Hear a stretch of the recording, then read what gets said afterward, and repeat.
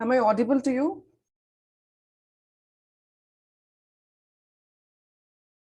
Aparina, you just try to get connected.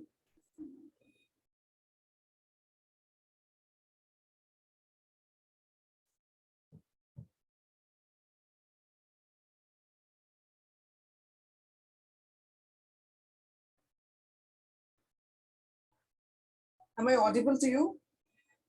Oh, I'm hearing it now. Yes, yes, it is audible. Aparina, you just try to.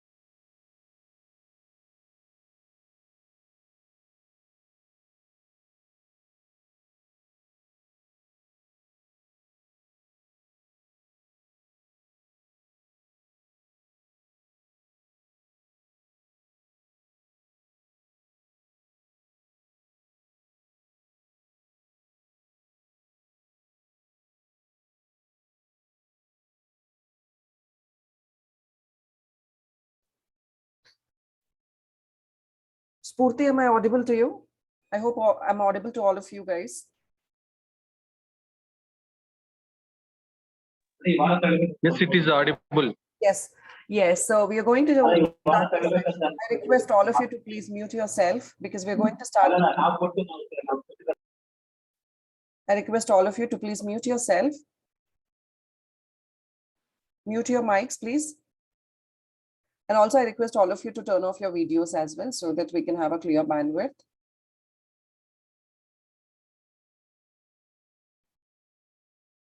So we'll be starting the session in another 2 minutes. So there are a few instructions before we start the webinar. I request all of you to please mute your mics. Also turn off your videos. And if there are any questions, you can ask the questions at the end of the session. And at the end of the session, there will be a feedback link which will be shared. Once you fill the feedback link, you will be able to get the certificates in 1 week.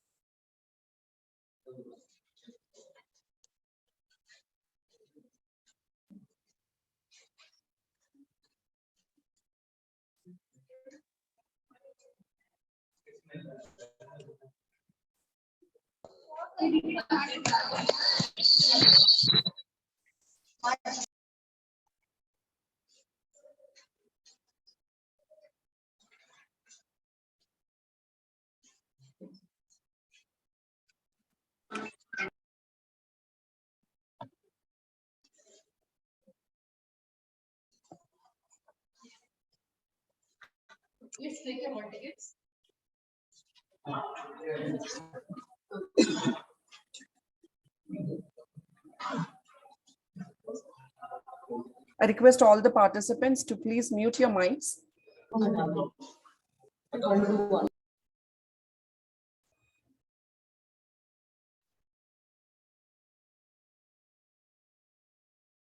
Okay.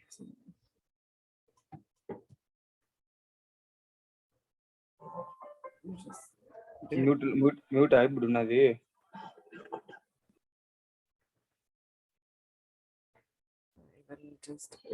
Just keep it open only, don't close it. I have to call, sir.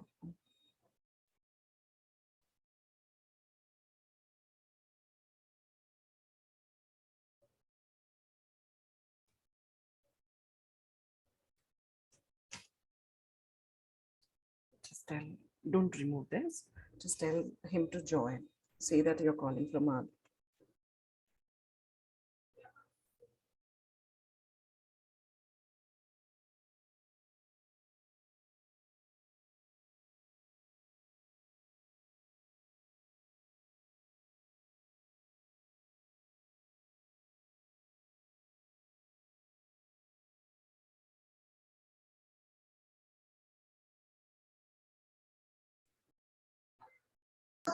Excuse me, ma'am, anybody in the group?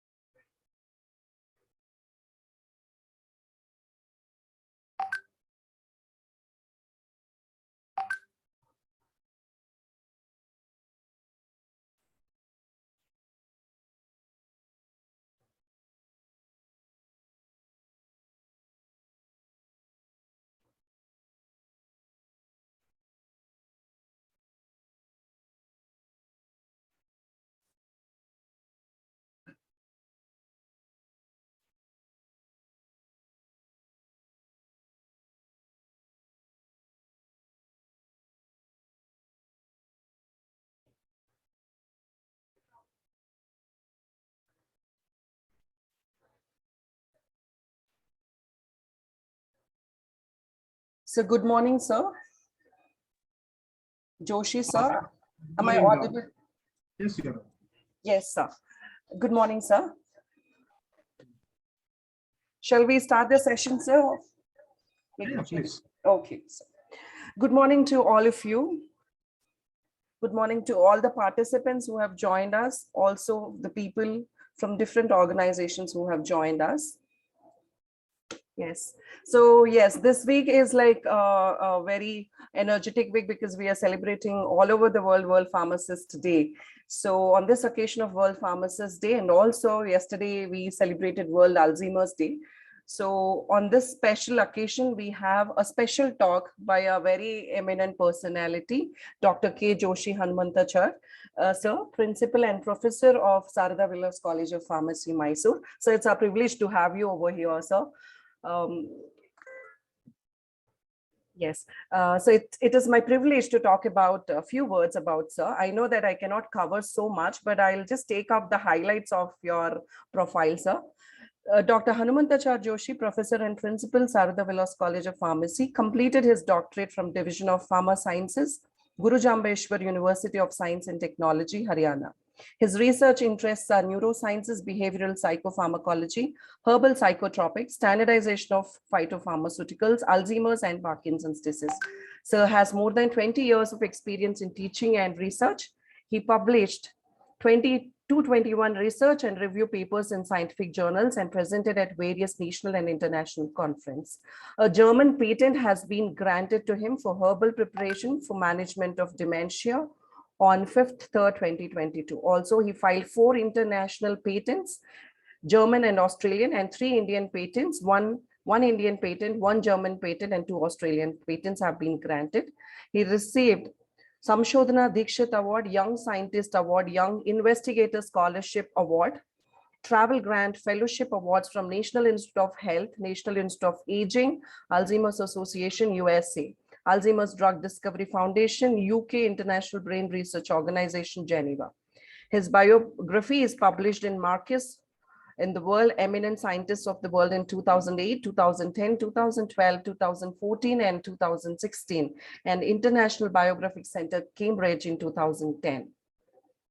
So was awarded with Mother Teresa Award 2018, Best Principal Award 2020 from Indian Institute of Scholars, International Healthcare Excellence Award 2020. He got awarded with Innovative Research in Neuroscience 2021 Award, Excellence Award in Neurological Research, Pharmaceutical Royal International Society on 11/6/22. His research work has been cited by more than 1,735 researchers working in neurosciences across the world. So I was also the one who was referring your a lot of articles because I was working on Alzheimer's. I've been working on Alzheimer's, so I'm the first person who was referring a lot vividly, sir, on your work. He's a member of Member Board of Studies, PG, Kerala University of Health Sciences. He's a member Faculty of Pharmacy, Rajiv Gandhi University of Health Sciences 2020 to 2023. He's regularly invited as an invited speaker for most of the international conferences on Alzheimer's disease. I know you had a very busy day yesterday, talking a lot. So I was also attending a few of your talks, sir. And he's a president, Alzheimer's and Related Disorders Society of India, Mysore chapter. He's also the president, People Association of Geriatric Empowerment, Mysore. He is a president of Association of Community Pharmacists of India, whatnot. So it's such a huge profile for me, so I have cut it short. It is our privilege to have you over here, and our chairman, Dr.B.A. Vishwanath, sir, was like very keen that we have to get a talk from Dr.K.Joshi Hanumanthachar, sir, from on Alzheimer's disease. Sir, I'll just hand over the session to you, sir. You can go ahead with the session. Good morning, and thank you, Bharti, for a wonderful, it is a small introduction, but you gave an elaborate introduction. Thanks for that. And that's what is required by a researcher. Somebody is, using at least some of the work what we have done. Researcher will be more than enough, and that gives some kind of a satisfaction. Thank you for that. Thank you for the question. And Dr. Vishwanath is a good friend of mine. And we always share the identical mindset in issues. Thanks to the Vishwanath and team for the kind invitation and opportunity. Yes, we had World Alzheimer's Day yesterday. It is not only one day, but it's for the entire year. Around the year we have to do that. I'll share my screen here.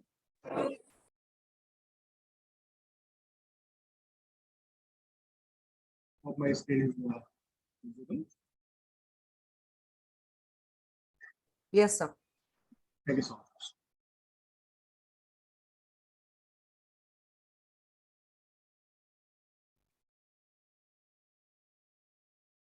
Well, see, why we are talking about Alzheimer's every time?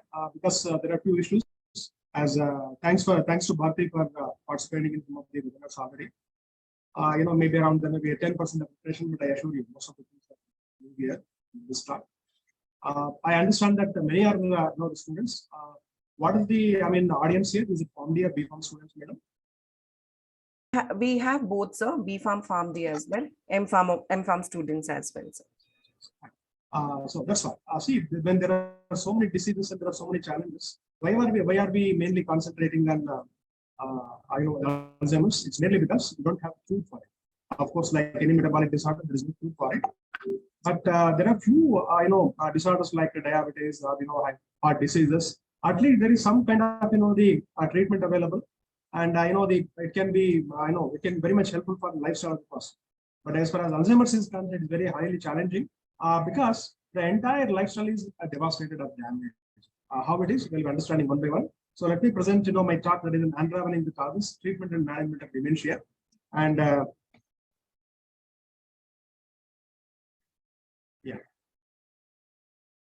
so first of all, let us try to understand what you mean by cognitive function. And before that, we are aware of brain. I have just slipped the slide because every time it was repeating. We know very well there are some important regions of the brain like hippocampus, hypothalamus, where memory is concentrated. And not only that, especially the temporal lobe of the brain, the memory has to be very, very intact. That's the area where memory is concentrated.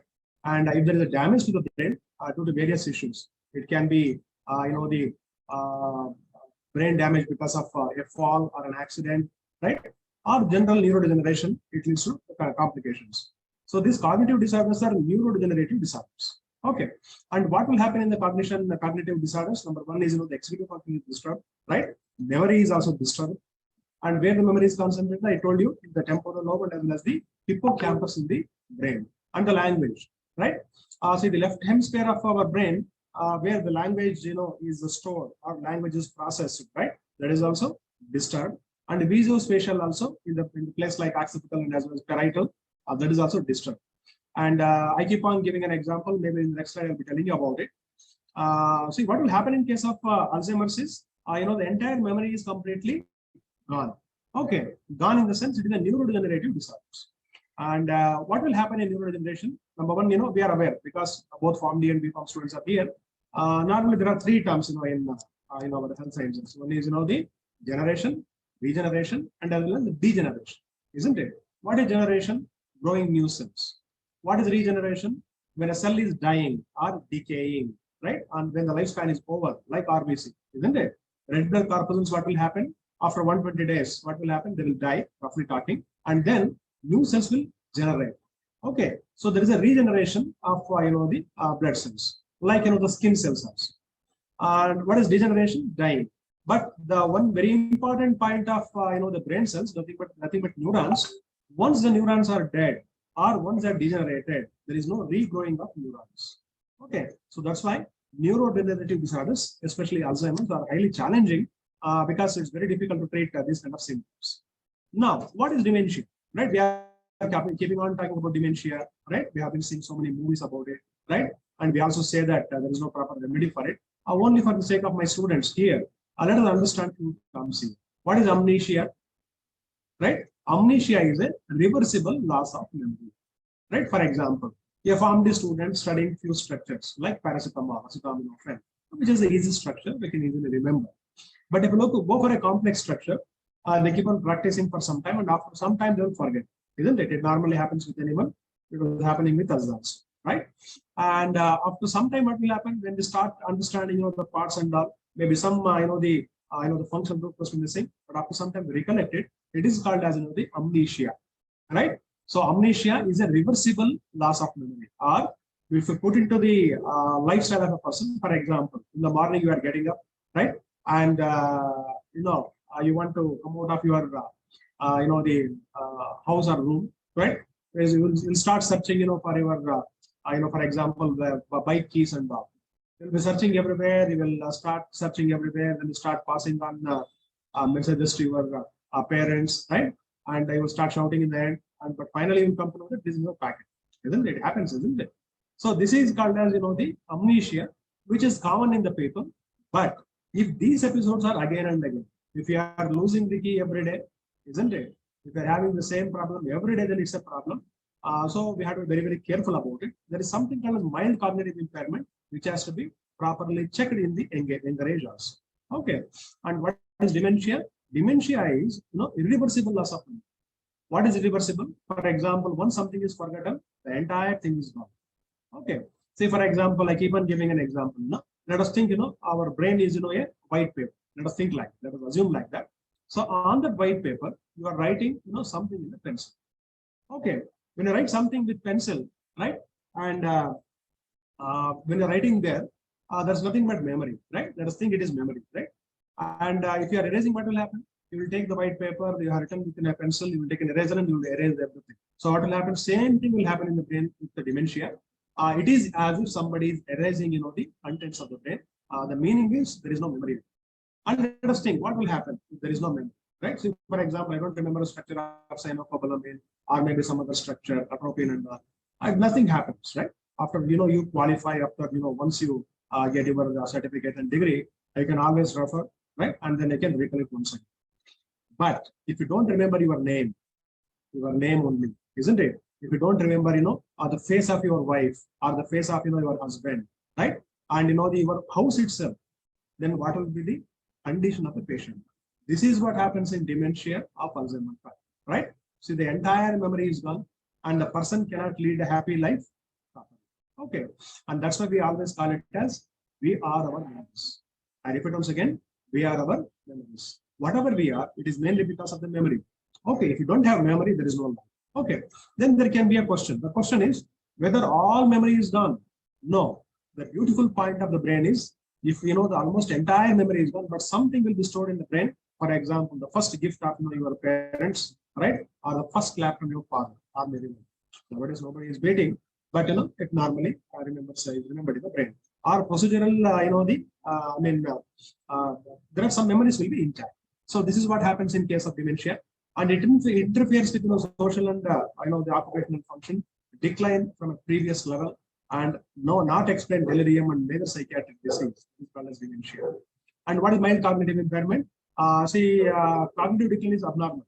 Okay, if a person is around 65, 70, okay, slowly there is a progression, it is fine, but not at the very young age, right? Why we are talking to the people here? I mean young people, because it starts from 30 years itself. Okay, this is what happens in case of the mild cognitive impairment. So 15% of this mild cognitive impairment leads to the AD if it is not properly treated. Now, if you look at the cognitive decline, why does it happen? There are so many issues, like for example, general medical conditions, neurological conditions. There is a trauma, tumor, right? There are some chemotherapeutic agents, for example, for any kind of cancer. Most of them lead to cognitive decline. But this is a temporary cognitive decline. We call it as temporary amnesia, which is reversible. There is no need to give a medicine also.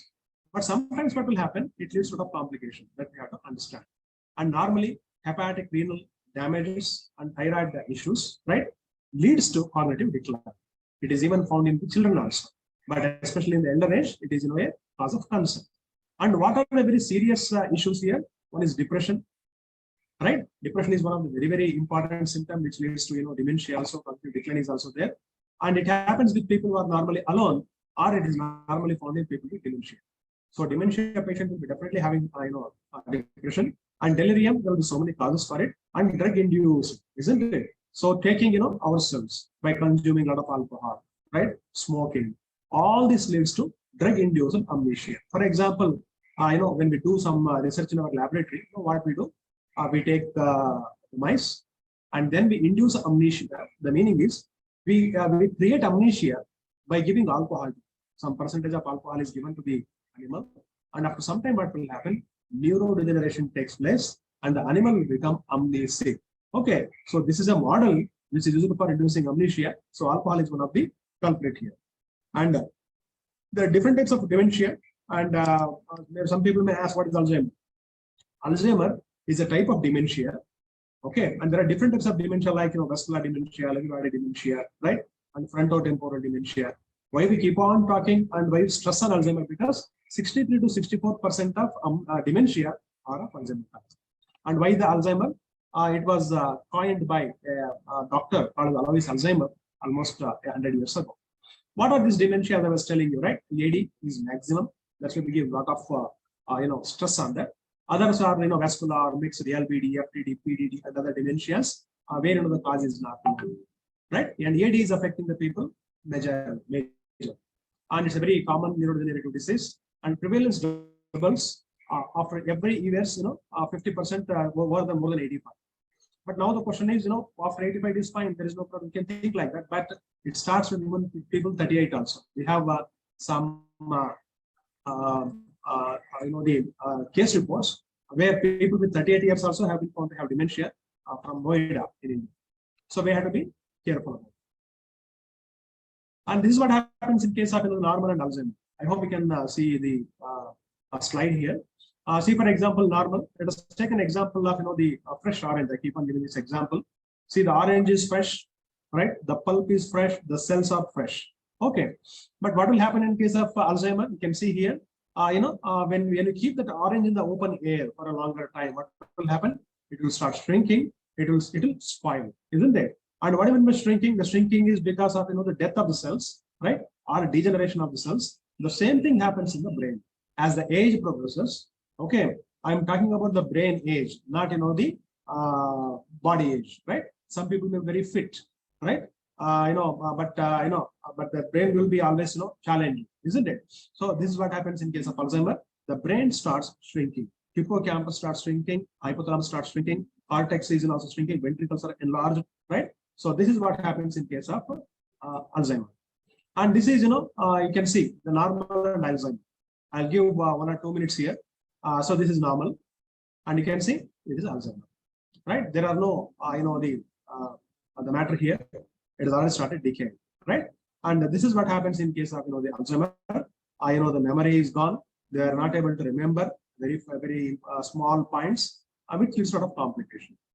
And now, what are the symptoms of dementia? Right? Number 1 is language, right? See, some people feel difficulty to find the right word in between. When we are completing a sentence, we find difficulty in putting one word in between 2 words, right? And when we talk about language, don't you worry about it.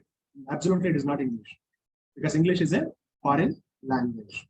And when I'm talking to you here before you, in my brain, Kannada is being processed, because my Kannada is my mother tongue, and then my brain is thinking in Kannada, but then it is processing into English. It is I am just delivering that, right?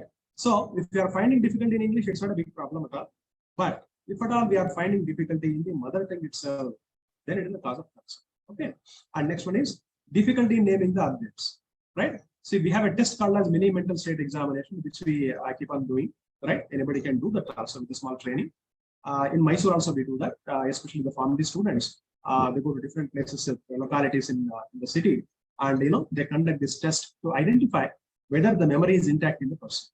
Okay, even person who is more than 35 to 40, they can also get checked, right? Because you never know when this starts affecting the brain. And other one is they're understanding the complicated instruction. It's a problem. Then doing very familiar things like going to the toilet, right?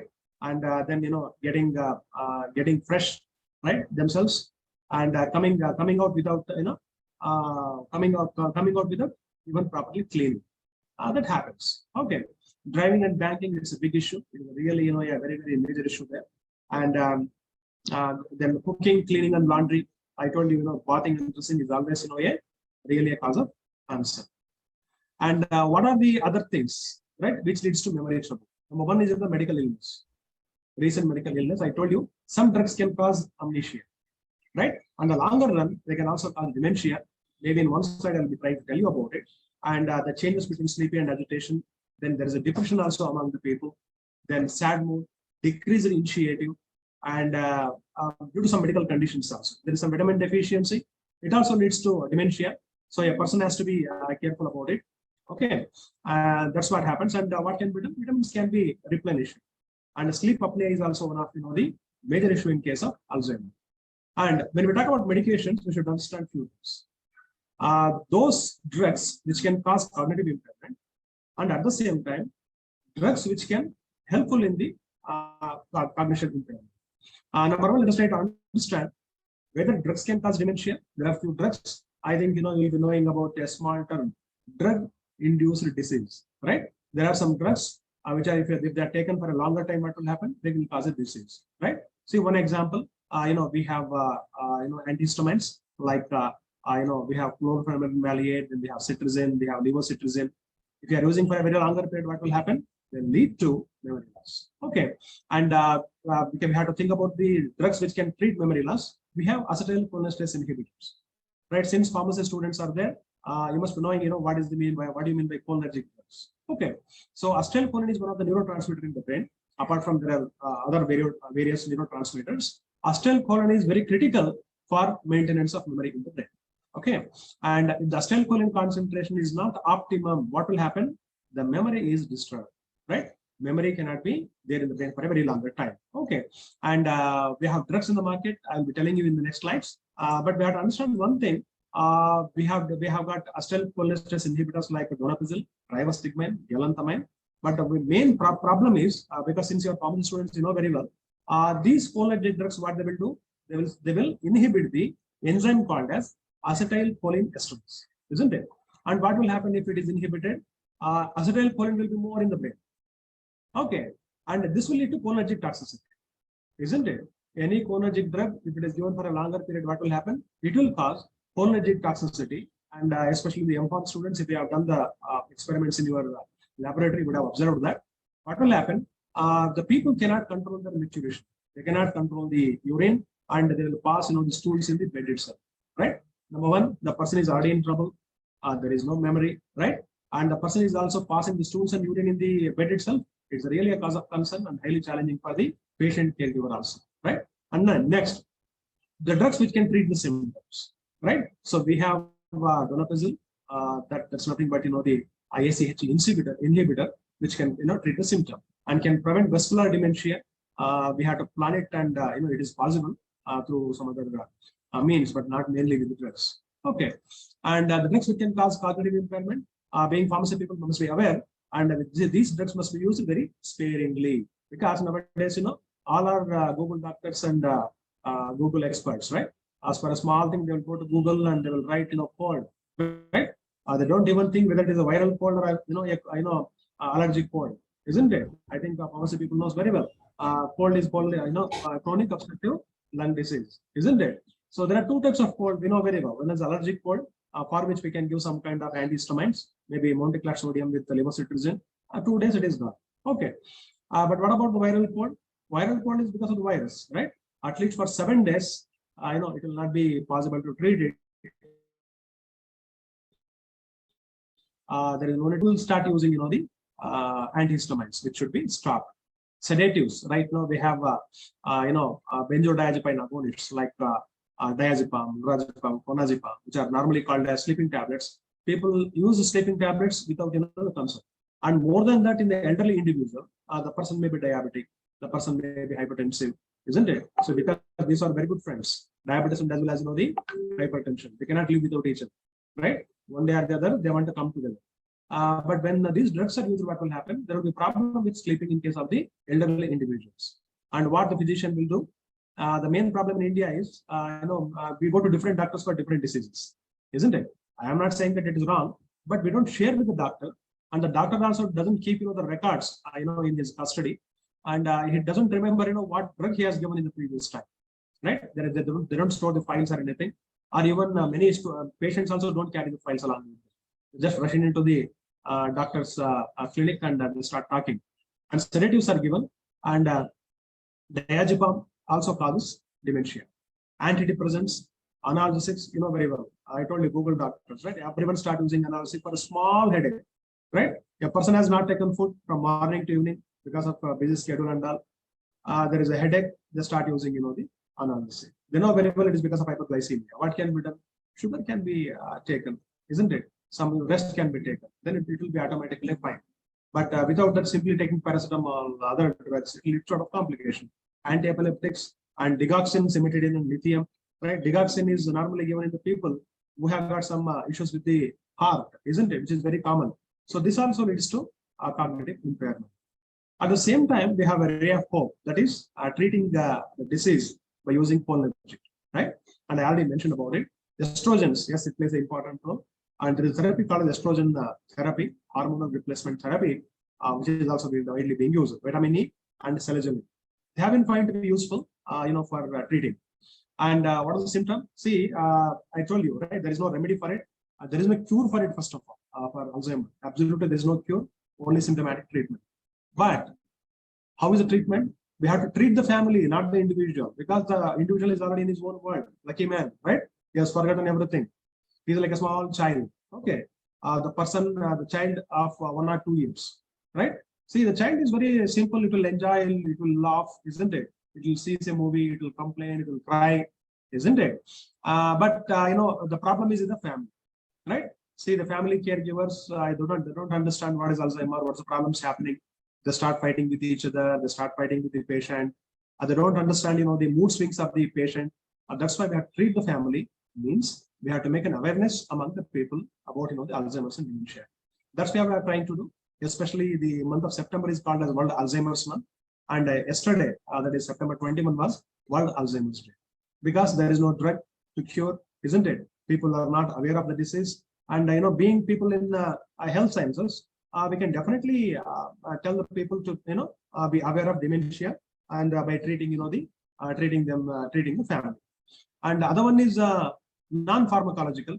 Non-pharmacological therapies are more, right? Yesterday I spoke to I was in another international platform. I was just spoke about non-pharmacological modalities of treatment of Alzheimer, right? See, every time pharmacological treatment will not help. Okay, non-pharmacological treatment is also available. I'll be telling you in between. Antipsychotics only when it is required. Sometimes what will happen, dementia patient will start shouting in the mic. They'll start, a scene will be created. But as caregivers, the people should understand this is not the man actually is doing. It's mainly because of the brain and problems in the brain. Because the neurotransmitters are not secreted in a proper quantity. This leads to a lot of complication. Benzodiazepines, I told you, and antidepressants also. We can give, of course, we can give benzodiazepine, even though it causes dementia in the future, but only for a particular period of time, not regularly, right? Sedation cannot be an answer.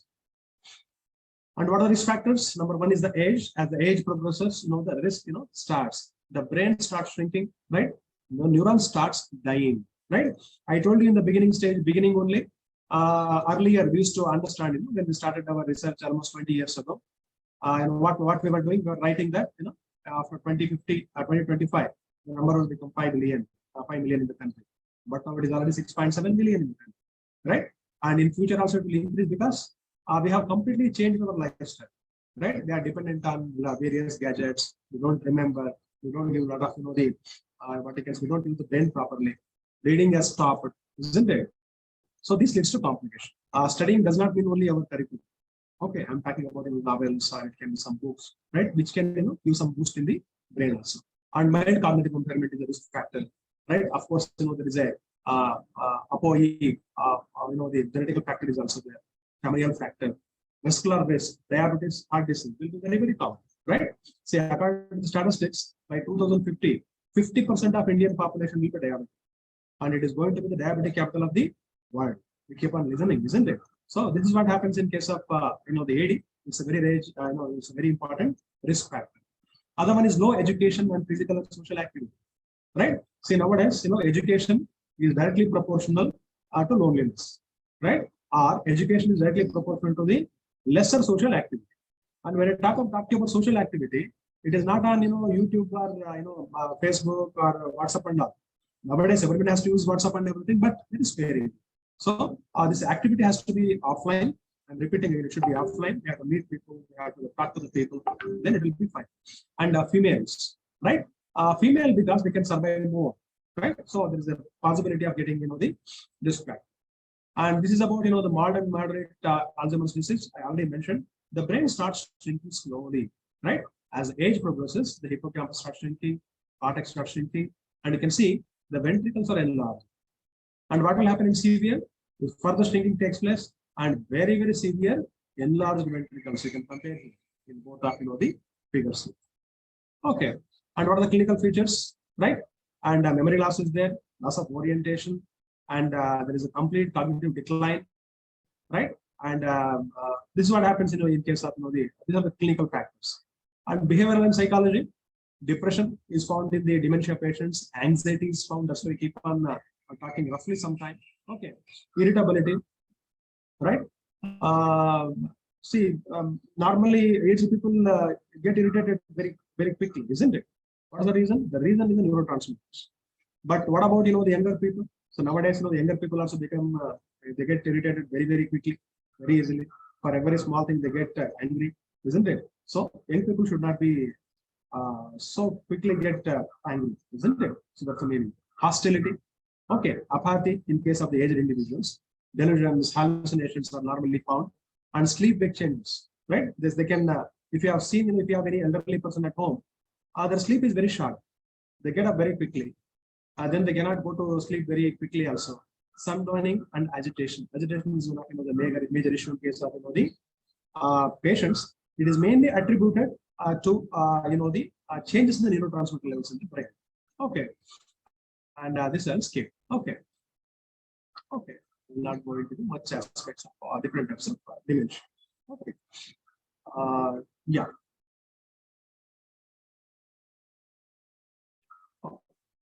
The HPA is critical, right? See how the information should be obtained. It can be obtained from your close informant, right? From how many days the person is having this problem, how it is happening. Otherwise, what will happen? In some people, will suddenly start, and within 1 year, the entire brain undergoes degeneration very quickly. And if you ask me the question whether it happens suddenly, it would have already started long back, but it will start becoming a problem when the time progresses, right? And what domains are affected? Repeating self, right? They keep on repeating the words again and again, right? Say, for example, I had a close relative, my grandmother, not my immediate grandmother, but the other grandmother. So she will keep on asking, right? Whether you have taken food. I will say, yes, I have taken food. And after some time, she'll come and ask again, whether have you taken food again? Then she'll ask, right? Yes, I have taken. Then she will ask, have you put what you had? So these things will happen in case of the aged individuals. It is mainly because of the depletion of acetylcholine in the brain and forgetting recent things. We would have said something conversation, but they would have completely forgotten.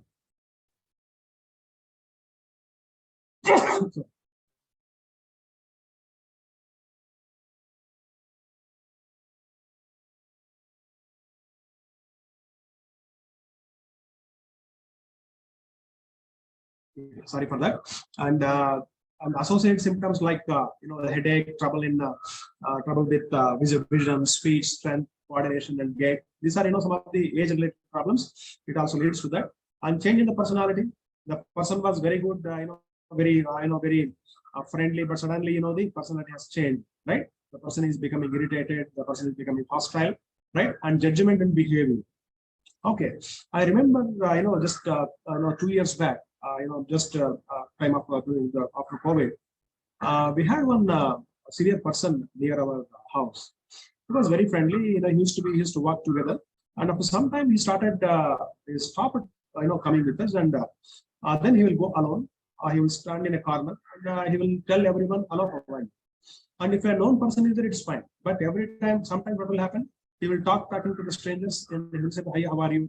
How is your father?" And all the person gets annoyed.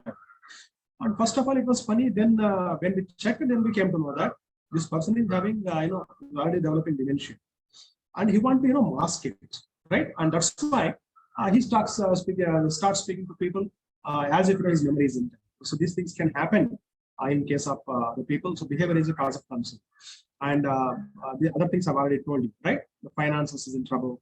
The hobby is in trouble. The occupation is in trouble. So these are some of the areas which has to be critically thought of. Right, and this is already told you, right? Then how is it examined, right? Pharmacist, we should be aware of it. There is no necessity to go to a doctor every time for small things, but few basic things we can definitely check it out, right? There is some test called as mini mental state examination, right? You can directly download in the Google, you will get it. And there is another test called as mini cog, and there is another called as MOC, right? Or we call it as MCU. That is Montreal Cognitive Assessment. So with this, we will be able to identify how we know our intellectual functioning is there, right? So these are called as neuropsychological examinations, and our pharmacist students do it regularly in various times, and especially in the month of September, we also do it on the top of Chamundi Hill. This is normally, it can be done by anyone. And after that, once a person is identified that there is an issue with the memory, then we can go for a diagnostic testing. So the doctors will ask us to go for the scanning, right? And also the tests like vitamin B12, TSH, right? Vitamin B12 plays a very, very important role, right? In the dementia, in the brain health. Okay. And PET studies also conducted. Then what will happen? The doctor will be able to identify whether this person is having dementia. Okay. And then what will happen? Based on that, they will conduct further tests to identify whether the person is having dementia and how, what steps can be taken. And drug treatment. Do we have any drugs to slow down the disease? No drugs at all. Absolutely no drugs. We cannot slow it down. Then what to do, right? We have to take care of the brain, from the earlier stages only. And we have drugs like cholinesterase inhibitors. I told you, donepezil, ribostigmine, galantamine, but all of them have a very serious side effects. Okay, but there's no charge. Okay, we have to give it to the person. And memantine compared to donepezil, memantine is found to be really useful, at least in the moderate dementia. It can be very much useful. What are the problems with the ACH inhibitors? Number one is nausea, vomiting is very common, and muscle cramps, which is very important, right? See, for example, in aged individuals, especially with diabetes, what will happen? There will be muscle degradation, very well, right? The muscle starts paining, and it will be aggravated by using this propulsive. Okay, that's a major problem. Insomnia, syncope is also very, serious issues. Apart from the micturition and as well as the positive stools. And what are the other strategies? Neuroprotection. A lot of work is going on in NGF. Nothing but not both factors. The work is going on still in the primitive stage.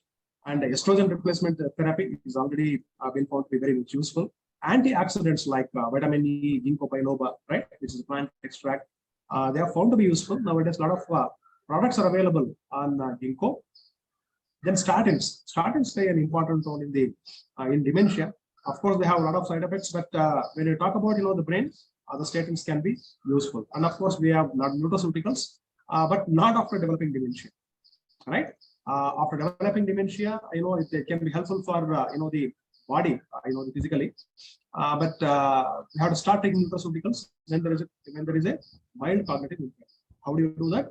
We do a test called as mini mental state examination. That's what we do. And beta carotene is found to be very much useful. And we know very well where beta carotene is present. It is present in the carrots. Okay. And resveratrol, right? And earlier, if you look at the literature and all, red wine was told to be very useful for dementia and all. But the main problem is, the most of the wines are having sugar. It's a problem. So it is not wine.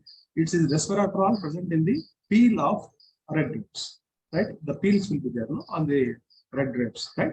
That contain resveratrol, and that can be very much useful. Vitamin E, definitely, it is found to be very much useful in dementia and even in mild cognitive impairment. That can be predominantly used. What are the future directions? What is going on?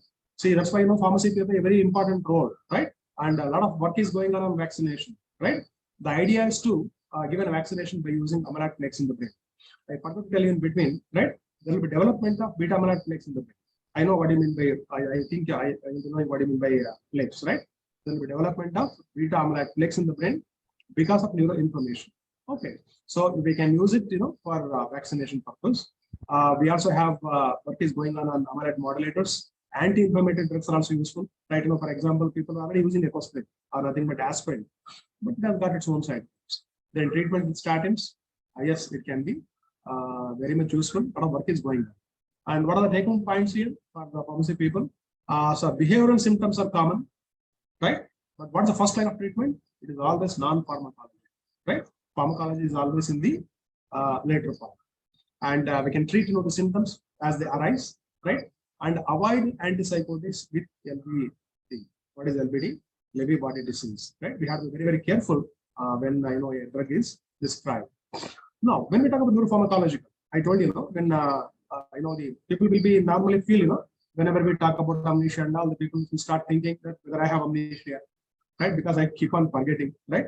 See, confusion needs a lot of the memory loss.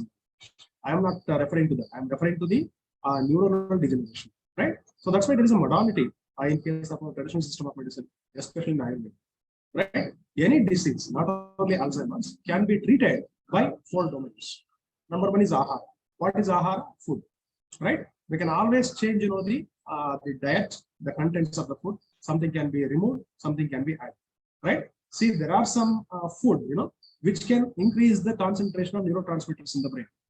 Okay, so ahara plays a very, very important role. Other one is, vihara. Vihara is nothing but going out, right? Going to your picnic, going to your temple, going to your pilgrimage, right? If you look at the tradition, divide of religion, divide of caste, almost, many people, they go to, pilgrimages. The idea is, one is, the religious, but apart from that, main thing is, the nature and everything. And, our brain gets concentrated and, the DOPA levels and 5-HT levels in the brains will be secreted in abundant quantity. And what will happen? It will protect the brain. Okay. Other one is vichara. The vichara is, thinking. Positive thinking is very, very important. And optimism is very, very important in the case of the brain health. We should be always optimistic. We should be active. We should live our life. We should never be simply dormant and simply keep alone. Right? We should be among society. We should keep on doing something. Then what will happen? It will be helpful for your brain. And if it is not possible to treat, right, by these three modalities, the final one is aushadha. Nothing but our pharmaceutical sciences or pharmacological treatment. Then only we can take whether it is allopathy, ayurveda, whatever. So the aushadha is in the last part. That's we have to remember. So this is nothing but the grow local and eat local, right? So now we have that fancy of fashion for using the foods imported by the other countries, imported from other countries. Like for example, apple. Apple comes all the way from Kashmir, right? Before it reaches to 3 to 4 months. So they'll put a lot of preservatives and all. It leads to a problem. So best thing is eat local and grow local. Whatever is grown in the local area, that should be consumed, right? So this is what the Ayurveda says. And eat right, anti-aging measures, right? The food should be taken, right, at a proper time, number one. Next one is at proper seasons, right? We must consume a lot of seasonal fruits and vegetables, and we should not eat, consume any unseasonal fruit or unseasonal, the vegetable, right? That's what is there. And the langhana is nothing but, fasting. Fasting plays a very, very important role, and fasting will, stimulate our brain, right? So then there'll be a question in your mind. See, we need glucose for our brain, isn't it? But nothing will happen if you're starting for 1 day, once in 15 days. Okay, so that could be very much possible. And very well, because on this fasting only, a Nobel Prize was obtained by a Japanese scientist. So this can be hard. And that can be yoga. I'm telling about non-pharmacological treatments. Okay, yoga, kapalbhati, and everything, right? So that could be very much helpful. Because what will happen, number one, the person is free from the stress, and second one is it will really rejuvenate the brain, and that's what our Ayurveda also says. Because we don't have any remedy in allopathy, then we have to think about all sorts of treatments available. So dinacharya, buddhacharya, we also have ratricharya, right? Sadvrutta means the healthy lifestyle, and the last one is the aushadha and panchakarma. Panchakarma and touch therapy plays a very, very important role in dementia patients, right? Touching is very much required, right? Taking care of giving some massages to the aged individuals will definitely help them. It will be really, soothing. And how do we prevent it, right? Number one is exercising the brain, right? I am not talking about exercising the body, which you're already doing, right? And if at all we are not doing, we have to do it, and we have to start it as early as possible. And what is exercising the brain? Playing some brain games, playing the games like Sudoku, right? And all, especially the traditional types of the exercises or the games and all, not on the what I can say mobile or maybe on the computer. It should be physically, if possible, with another person. So what will happen to the exchange? There will be laughter, there will be involvement, right? And main thing is the neurotransmitters in the brain. And keeping socially active, not on social media, right? Socially active offline, it is physically, right? Quit smoking, alcohol in moderation, only for alcoholics. Non-alcoholics should not start, thinking alcohol is useful. No, absolutely not. That wearing a helmet, because our brain is very important, and any kind of brain injury leads a lot of complications. Healthy diets play an important role, and social engagement is very, very important. Starting from the young age, visiting the friends and relatives. Nowadays, after this corona, many people are talking to the friends and all. Yes, we are talking to the friends. We are talking to our parents. How? Through WhatsApp call. Isn't otherwise Zoom? No. We have to meet them physically, and we have to exchange.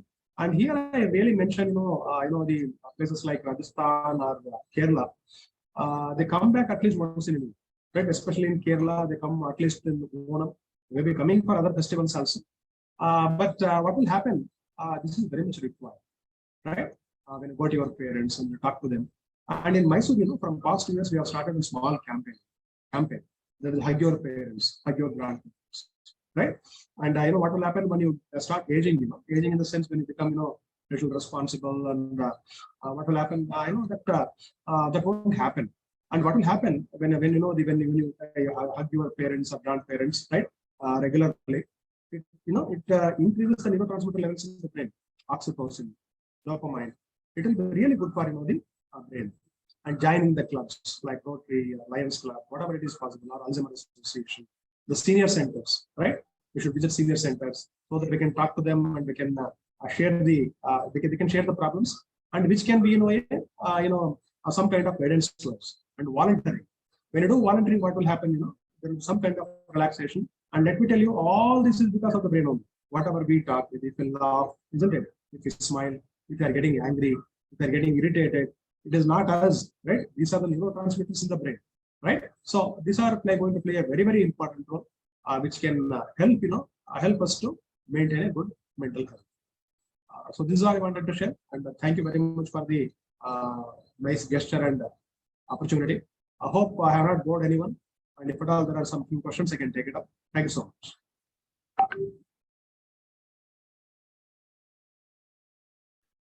So shall we take the questions directly, or you want them to be in the chat box? Anything is fine, no problem. Okay, so you can post your questions on the chat box. If you have any question, or else you can unmute your mics and you can ask the question. Yes.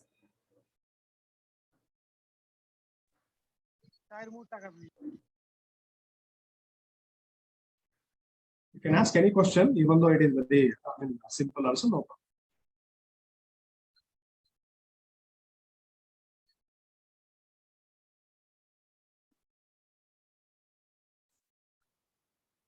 I request the participants to please ask the question. Please unmute yourself.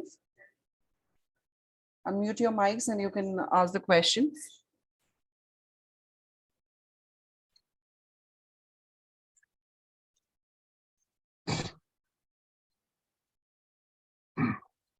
Sir, good morning.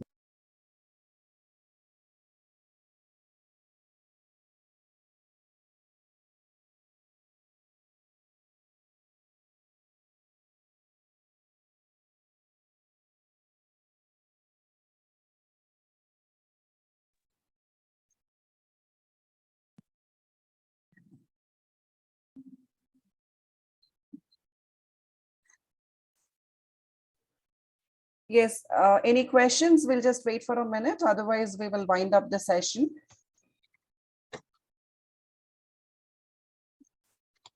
Or you can put your questions on the chat box as well.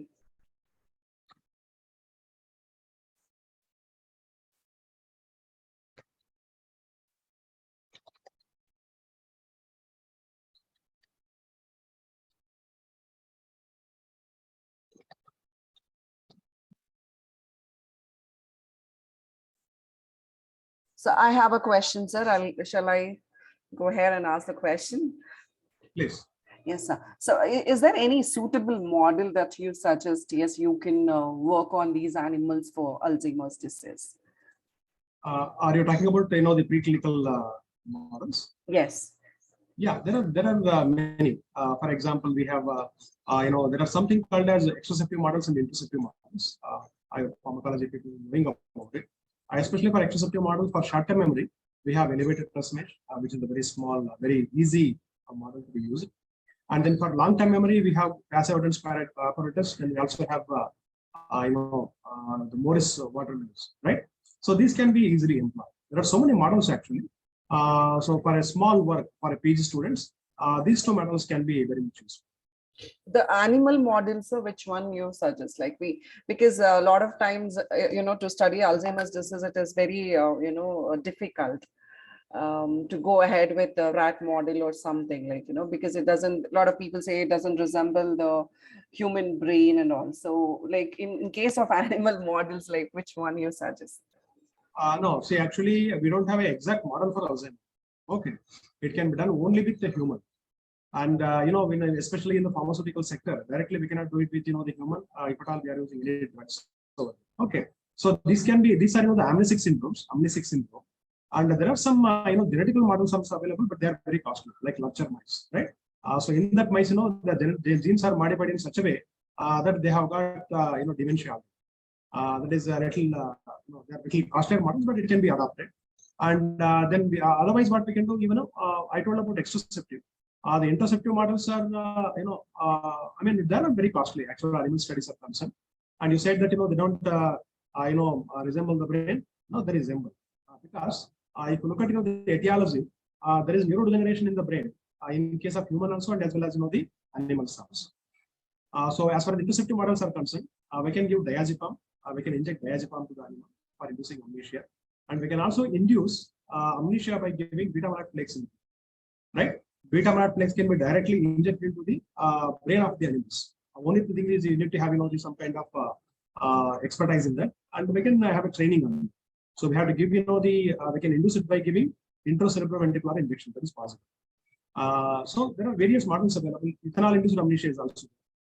So in pharmacy, first of all, we have to start with the animal models only, and that could be possible. Rats, yes, rats are not useful much, but mice can be used. And if at all you are looking at we have a few drugs which are already in the clinical trial stage. We are working with the Mason Medical College and other hospital, Vivek Hospital here. But the problem is we don't get the patients regularly because most of them are stick to the house. They don't come out. But wherever it is possible in the hospitals, they are trying to do it. But I think for a college setup, it is not possible clinical trial unless you have got a good drug and you have a good team. Then it is possible. Clinical, yes, it is definitely possible, and there have been a lot of reports on that. Amnesic syndrome can be definitely checked into. It can be a very good model for checking the neuroprotective strategy of the drugs. It's possible. So there's a question from a participant. He's asking, dementia is a disease or a condition? It's a very tricky thing you said. See, in your question itself, there is an answer. See, it is a neurodegenerative disorder, right? And being a pharmacy person, we know very well what meaning of a disease disorder. But the beauty of Alzheimer's is it is called a disease, right? They don't call it an Alzheimer's disorder. Your question is very properly posed. But Alzheimer, even though it is a disorder, it's called a disease. There is a small, change here. Because we know very well, disease is something which can be completely cured, isn't it? Most of the diseases. And whereas disorders are concerned, because it is already in disorder, like heart disorders, hepatic disorders, we can treat it, but we cannot cure it. But here, Alzheimer's disease, even I do not know why it is called as a disease, but everywhere it is given, it's called as a disease. So, condition, yeah, definitely it's a a neurodegenerative condition. I told in the beginning itself, the brain starts, the neuron starts dying, right? Deliberately I removed few slides here because it was repeating again and again, right? Some people have joined in today's webinar, something should not be repeated. See what happens in the brain of the neuron. For example, if you look at the structure of a neuron, we have got dendrite, synapses, isn't it? And because of the age or because of the external stimuli, what will happen? The neurons will start dying. They will undergo degeneration. The axon will start shrinking, right? And this is what happens, in the neurons. That's why I give an example of orange also. So it's a group of condition, it's a group of symptom. And when we talk about Alzheimer's, it is not only because of the neurodegeneration, but there are so many associated complications. Okay, like diabetes and hypertension, which are almost synonymous to each other. The conditions are different, but they are very good friends. So similarly, AD and PD, Alzheimer's disease and Parkinson's disease, they are not commonly with each other. Because many the conditions are similar, like for example tremors, right, rigidity, right, because of decreased dopa concentrations in the brain, right? But only for one good point about PD is we can at least control by giving levodopa, carbidopa patches available nowadays, TDS patches. But as far as Alzheimer's is concerned, it is really a challenging one because here the entire memory is up. Okay, in PD you're having difficulty in signing and all. But nowadays we have got mobile banking and everything. Somehow we can manage it. But AD is something which is really challenging one because you are not able to remember yourself. Number one. Number two, you are not able to remember your wife or husband. You will think they are stranger. You will start attacking them. See, many times what has happened, there are some cases where the wife has attacked the husband thinking that the person is a stranger, right? And it has gone to a lot of complications. So yes, it's termed as a disease. It is a really complex condition. Where being the young people here, we have to work on it. Number one is not only pharmacological, of course, socially also we have to work. So our chairman, Dr.B.A. Vishwanath sir, has joined, sir, because he really wanted to have a session, to attend this session with you. So, sir, Vishwanath sir, you can go ahead, sir, if you have any. Namaste, Vishwanath sir. Sir, your mic is on mute, sir. Your mic is on mute, sir.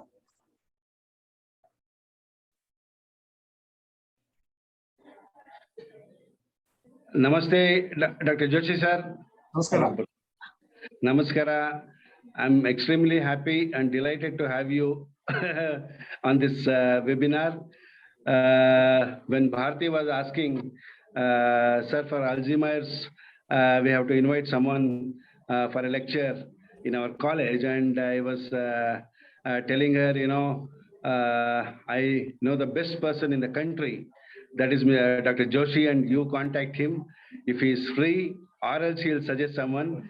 But your generosity that you made your time and you are coming was a surprise to me. I hope you come to the college also and address the students physically one day.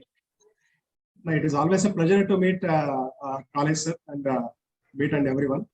Definitely I will come there. And thanks for the opportunity for connecting with everyone. And thanks to you for one thing is that, and says it's a pleasure. Just to go back to our earlier memories in 90s when we were doing graduation and PG, those days Alzheimer's was something which was unheard of and which was very new. As a student, we used to hear one or two cases, examples from US and developed countries. But in our country, we were never, got an opportunity to know that this kind of a disease is existing and people are suffering. And over a period, slowly people like you have taken up this cause and creating awareness amongst the fraternity public is very heartening and to know that. And I wish that Dr. Joshi, whatever work you are doing, sir, it's very heartening and very helpful to the society. In WhatsApp, I see so many activities which you are doing it in Mysore, and I hope some people in Bangalore also follow, and you motivate them to do in Bangalore also the awareness. You come out to Bangalore and do awareness is in Bangalore also, I wish. Yeah. I hope you agree with that. Yeah, definitely, Vishwanath sir. As you rightly mentioned, when we started our careers, because we were just, following up with, the hepatic disorders, then other disorders, and which are very regular. But there is something which has to be identified because we have to think about the future things also. For example, at the time, the people were thinking nobody was thinking about the medications and that. In Japan as well as USA, there were so many cases and people were really stressed about it. For example, Ronald Reagan, he kept a big amount for research activity. There are so many people struggling from that, but there is a social phobia because of it, people are not coming out. And this is one wonderful area of research, and especially when Vishwanath sir has already mentioned, I call upon my students, please look at an area where we have got some hope and possibility. Scope is there. Let us not just move into only simple direction, all will go to same formulations and for a small basic activity. Something we can venture some new thing, and where it will be definitely helpful. And there is really a lot of grants available. A lot of the what you can say. Not many people are working in this, and this is a very good opportunity for everyone. We can definitely do. And second one is as Vishwanath said, sir. Actually, in Bangalore we already have a chapter which is a old one, RC Bangalore. And Dr. Radhamurthy is the head there. There is a trust called Nightingale Medical Trust. This is the only center in the entire state where dementia patients are taken care. There are the daycare centers and as well as the essential care center. There is one in Polar also. So we have around 22 chapters across the country. Please take care of Mysore. So we can definitely we can talk to them, and it will be always a privilege to visit and let us do something.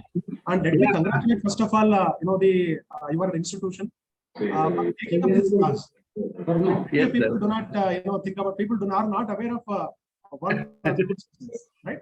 Now you have put in 15 to 20 years of your active experience in this field, and our Bharti has just joined PhD in this your Alzheimer's topic she has taken up. As an youngster, she is very dynamic, and I hope she takes the lead in Bangalore with your support. And I wish that you support her for whatever activities, and you come over to lead the show along with her. That's what I wish, sir. It's in a Yelahanka, village. in and around Bangalore North, will make it, as much as possible, will create awareness in Bangalore North, sir, Yeah. where we are very active. So media-wise, the public rally-wise, everything we'll do, and you should be in the forefront. That is what I request you on this day. Sure, sir, definitely. And I am always your fan, especially the medicine, and really, with a lot of energy. So we can definitely do that. And at the same time, for my, younger people here, there is a lot of scope in brain research. It is not only Alzheimer. Yes, And yes. always feel it is very difficult to do that. Yes, sir. And, Yes, sir. That's true. Pharmacy students, I'm a cognitive man, right? I did my MPharm in pharmacognosy, but in my entire work in Alzheimer's from past 20 years, I've been working on that. And it really gives you dividends. You will be, will be opportunity to meet people, interact with, the wonderful The voice scientists. is good. It is possible. So please take this up, and both for social cause and as well as research also. And definitely, yes, sir, I'll visit, and we can definitely have a good interaction. Thank you so much, sir. I'm a little got held up today because of some nursing inspection. So I'm with them from Delhi. They have come. That's why I could not join in time. At least fag end, I thought, let me say hello to you. Once again, thanks for coming over, and I need your continuous support. And we would like to take up this cause from our college in the Bangalore North side, and we'll fully support you, and we'll see that north part of Bangalore people are aware about this cause. And let us do something good for the society. Thank you very much. Thank you. Thank you, sir. Thank you for joining us, sir. Even with your busy schedule, you have taken time to come in and join, and such a glorious words you have put. Definitely, me and sir, we will definitely look forward to, like, as you said, we will promise you that it is going to happen, sir, because we have been planning from past 3-4 years, but somehow it has got postponed, but definitely this time it is going to be implemented. Thank you, sir. Thank you very much. Welcome. Thank you. Yes, sir. We have another 2 more questions, sir, or so there is some question that I would. Yes, there is a, I think there is from, Dr. Deepa. yes, sir. So, How do you, Dr. Deepa?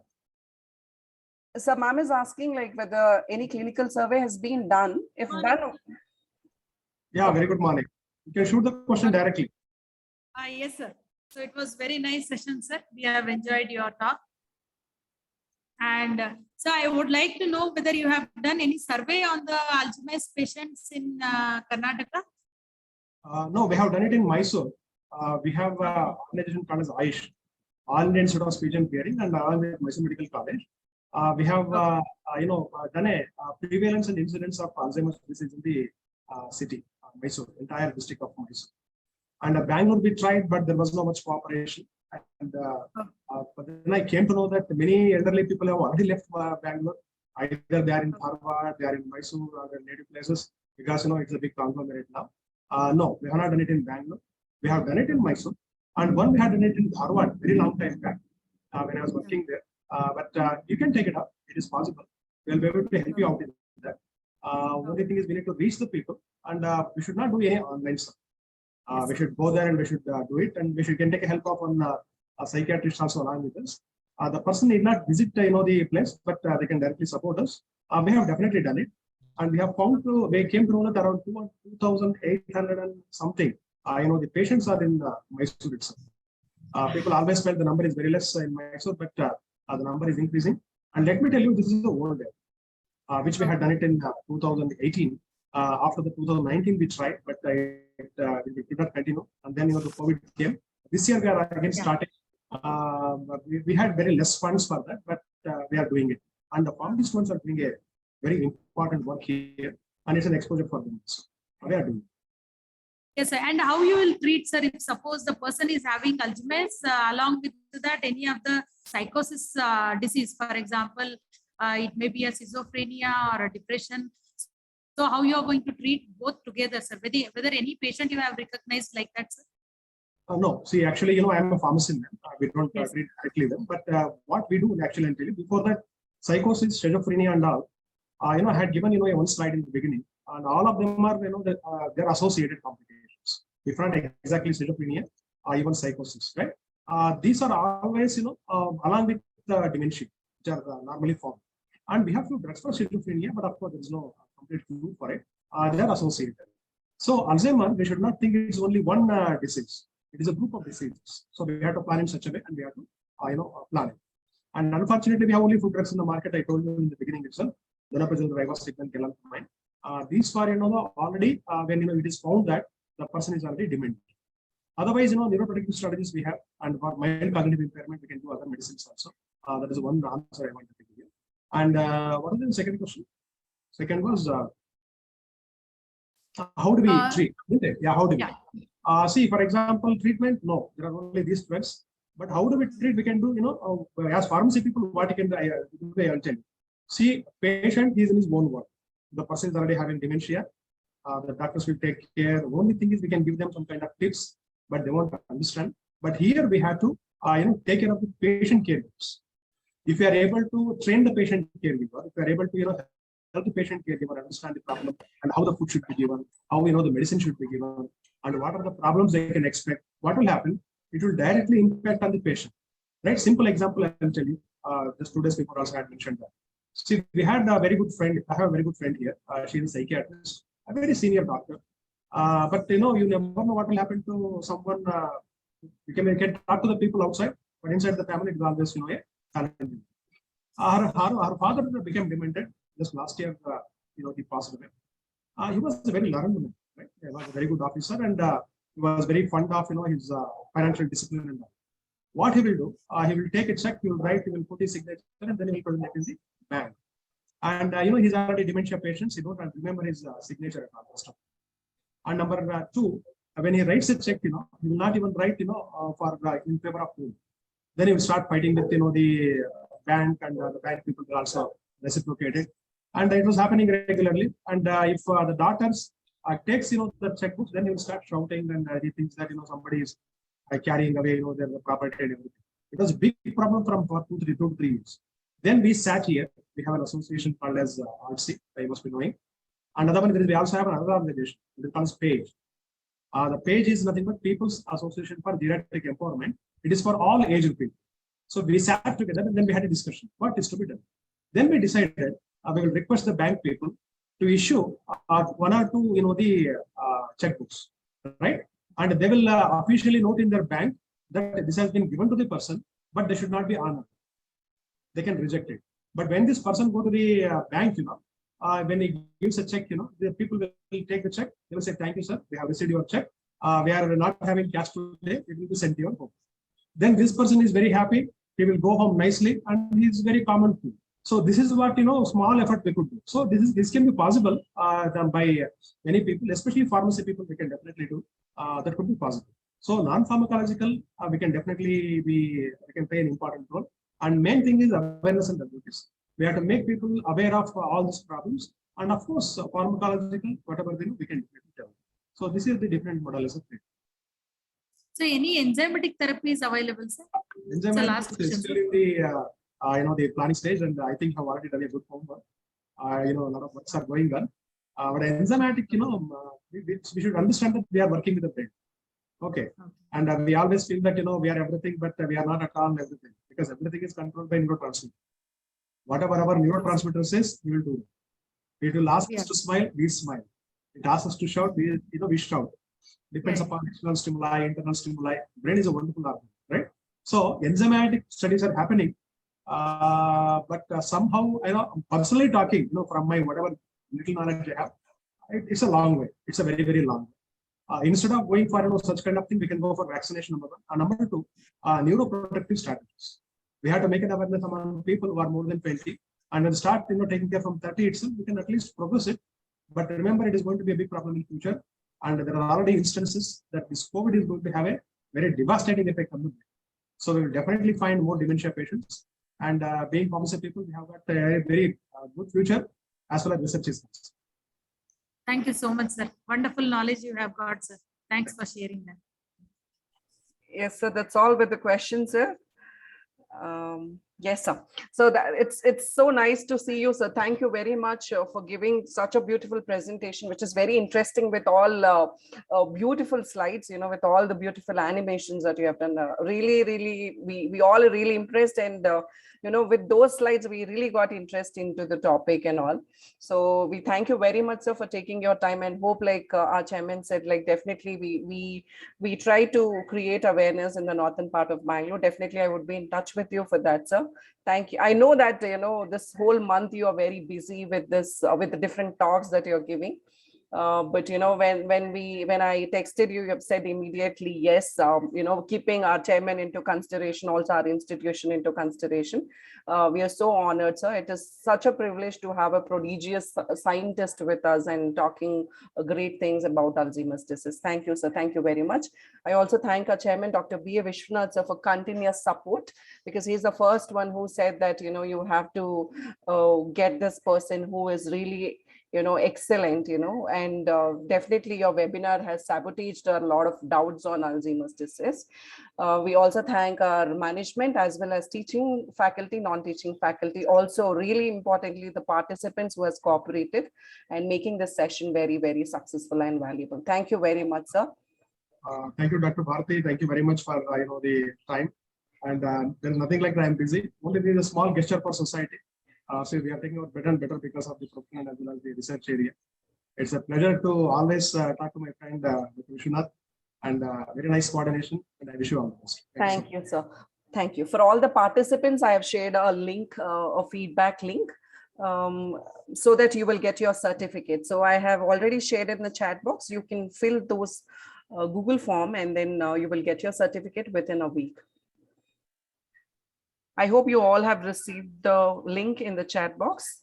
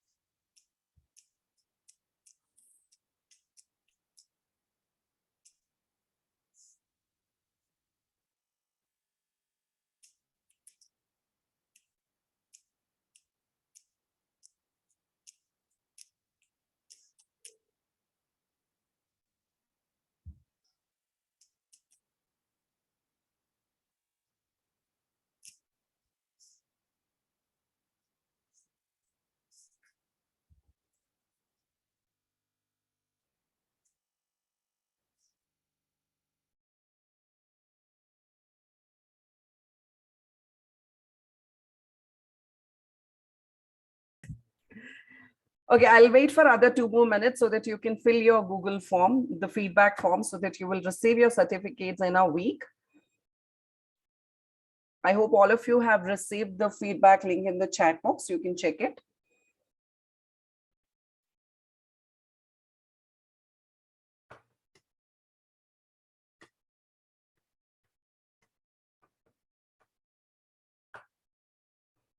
Okay, thank you very much. I'm ending up the session. Wish you all a happy Pharmacist Day.